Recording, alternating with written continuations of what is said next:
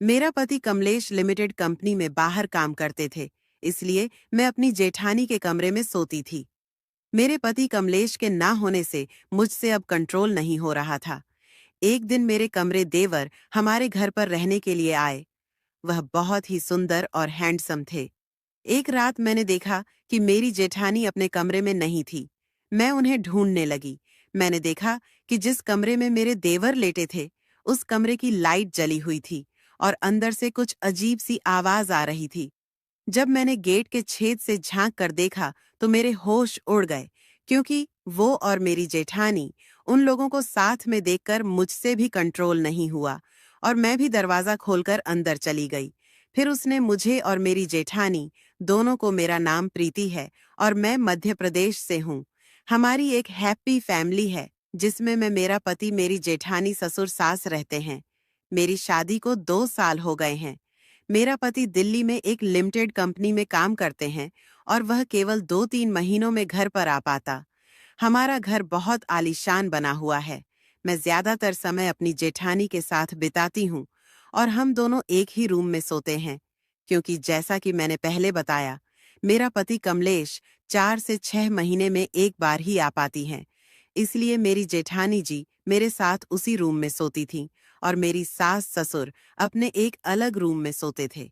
सास ससुर का रूम हमारे कमरे के पास ही था।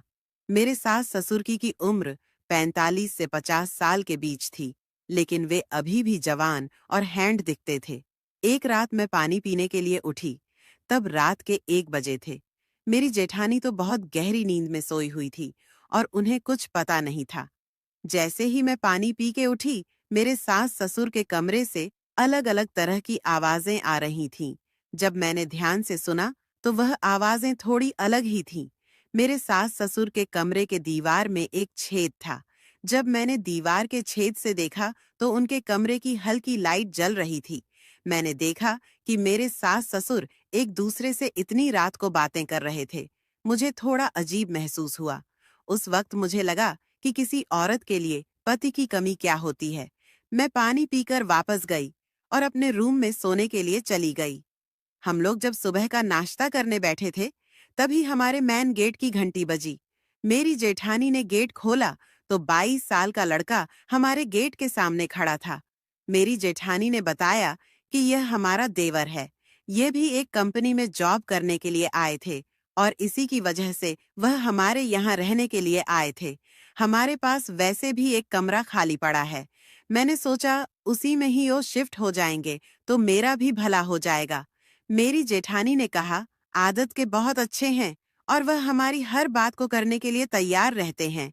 और देवर जी रूम में अंदर आए और रूम देखने लगे। मैं भी तुरंत जाकर उन्हें देखना चाहती थी।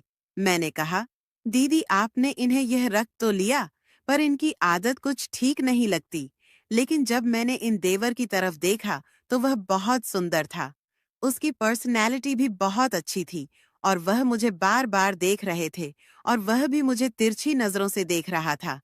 मैंने दीदी से कहा, जी कोई बात नहीं, आप इन्हें एक रूम रहने के लिए दे दो।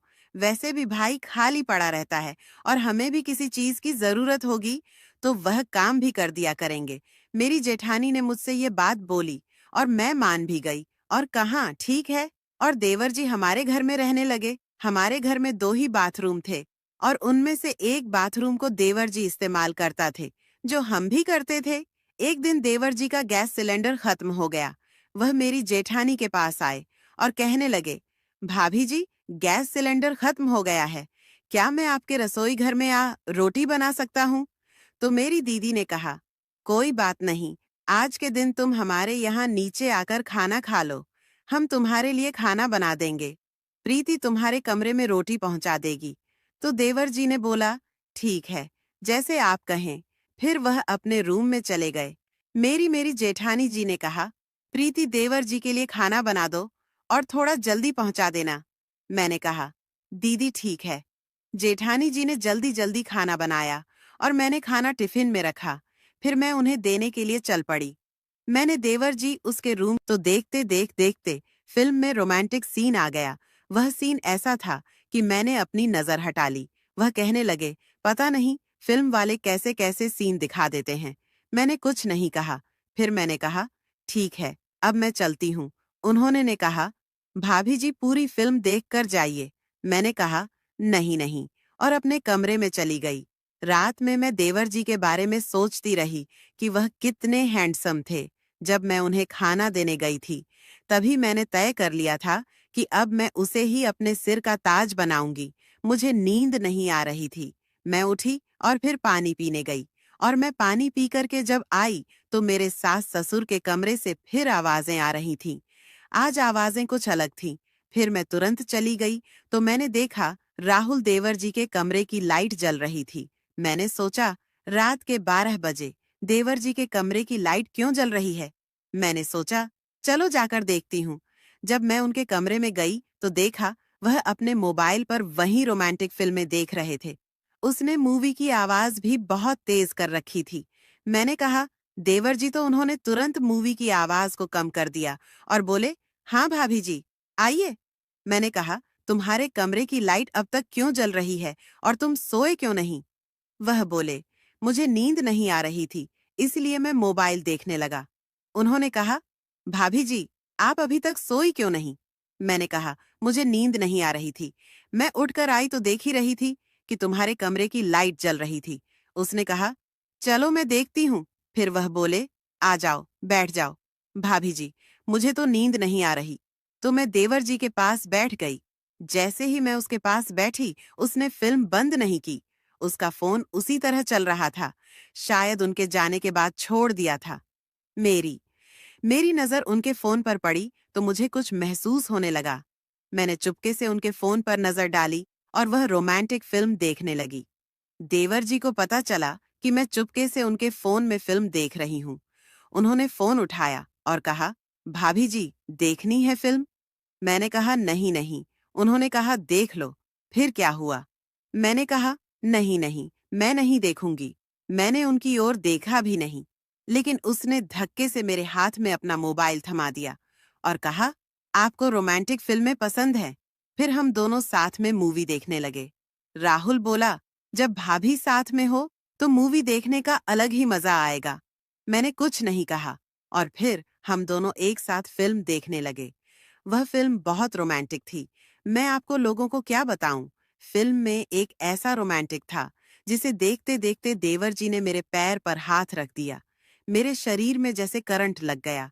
मैं वहां से उठकर दूसरी जगह बैठ गई। पता नहीं मुझे क्या हो रहा था, क्योंकि मैं अपने आप पर कंट्रोल नहीं कर पा रही थी। फिर उन्होंने मुस्कुराते हुए कहा, भाभी आप बैठो, मैं अभी आता हूँ।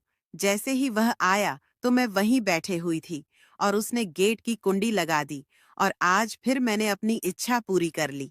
मैं चुपके से उसके कमरे से बाहर निकल गई और फिर सीधा अपने रूम में जाकर लेट गई। फिर मुझे बहुत ही ज्यादा गहरी नींद आ गई। तभी मुझे राहुल देवर जी का फोन आया कि आप फ्री हो तो कल शॉपिंग करने चलेंगे। मैंने भी बहुत दिनों से शॉपिंग नहीं की थी, इसलिए हाँ कर दिया। फिर हम लोगों ने शॉपिंग और हम दोनों घर वापस आ गए। रात का खाना खाकर सो गई। एक रात में टहलने के उठी क्योंकि गर्मी बहुत ज्यादा हो रही थी।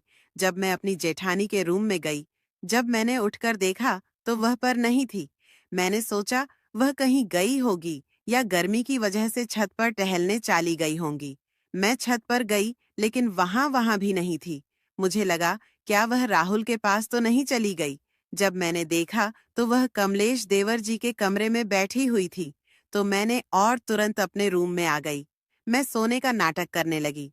जब जेठानी जी कमरे में आई तो मैंने उससे पूछा, तुम कहाँ गई थी? वह बोली, मैं फ्रेश होने गई थी। मैंने कहा, मैंने तुम्हें राहुल देवर जी के रूम में देखा था। वह बोली, तुम भी कमलेश से बात करती हो तो मैं तो कुछ नहीं कहती। तो दोस्तों, ऐसे ही और भी इंटरेस्टिंग कहानियां सुनने के लिए हमारे आलिया की वॉइस चैनल को अभी सब्सक्राइब करें। और हाँ, वीडियो को लाइक करना मत भूले। धन्यवाद।